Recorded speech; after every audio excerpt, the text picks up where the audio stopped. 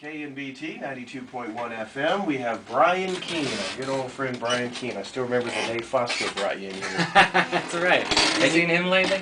I have not seen him lately. I wonder what he's doing. Once in a blue moon, I'll see that he's gigging somewhere, but I haven't run into him in a while.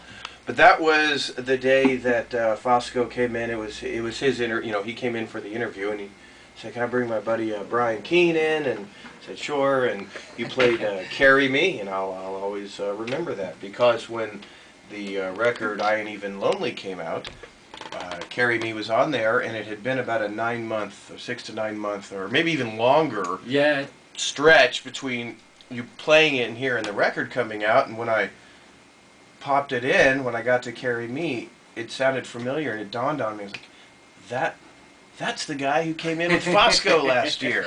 And and well, ever since then, things have been all downhill. No. How are you? I'm pretty good. How about you? Doing okay. Just, like along with everybody else, I've got the AC cranking right now. Oh my gosh, it's crazy. But I'm so homesick. I actually miss the Texas heat. So. Well, you're living in Nashville now? I am for a while. Looking to get back as soon as possible. That's the 5-year plan.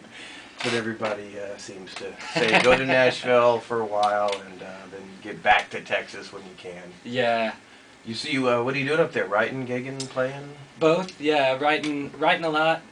Trying to learn the co-writing thing, which is it's a different way of doing it, but it's good practice. Well, you're saying trying to learn the co-writing thing, and yet your co-write won the Americana Song of the Year last year with Hayes Carl. "She Left Me for Jesus." That's right. Yeah, he was a hell of a co-writer. So how was that? It was pretty incredible. I mean, it was pretty effortless. It was like I would come up with an idea or something, and he would go and he would type it in, and then we got to the end. We had all these ideas, and I was like, all right, I guess we better make it rhyme or something. I look over his shoulder, and he'd done it automatically, just coming out of his head. Really? Yeah, it was pretty cool. Well, that was exciting to see you win that award for the Americana Association Honors last September. Thank you. That was cool. Thank you. That was cool. That was fun.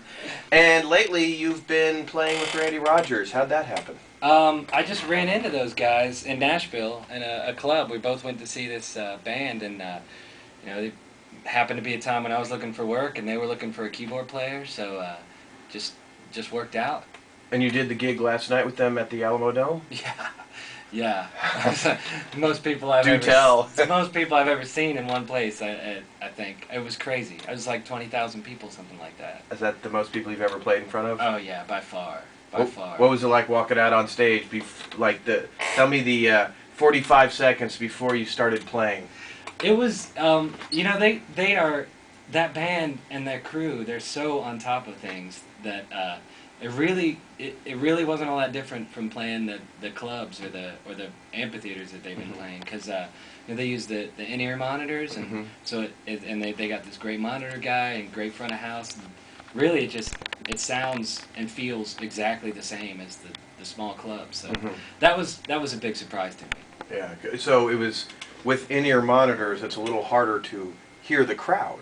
Yeah, and I mean it comes through the mics, but it's more that it's just such a consistent. I can always hear the keyboard perfectly, and I can always hear Randy perfectly. Yeah. It's so consistent that you don't hear the echo of the sound coming back at you and stuff. Is that tough to get used to? What's that? Playing with in-ears, because for a long time you're used to playing, hearing the echo, hearing the crowd, maybe hearing some people over here talking, hearing voices and cheering. Then when you finish a song, you hear loudly the cheers. Yeah. Hopefully loudly. Yeah. So with an in-ear monitor, you get finished rocking out a song, and yet you don't hear that roar of the crowd. Is that odd? Well, I gotta say, Randy gets them going, so they sort of overcome the in-ears there. Yeah. But it was weird at first, but I guess I got used to the consistency after just a couple gigs, and it's really cool. I mean, I can't wait till I can do it. But that'll probably be a lot.